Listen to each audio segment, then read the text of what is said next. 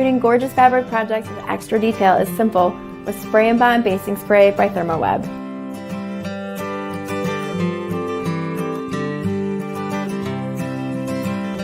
SpraynBond Basting Spray is a temporary bond spray adhesive for fabric.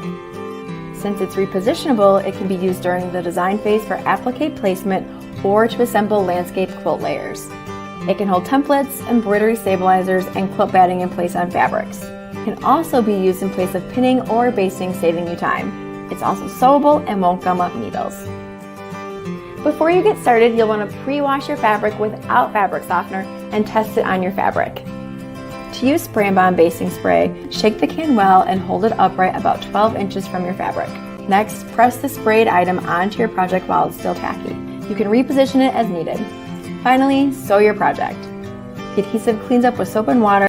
When you're finished, hold the can upside down and press for a short burst to make sure the nozzle is clear before storing. Adding extra creative touches to your fabric projects is easy with SpraynBond Basting Spray by ThermoWeb.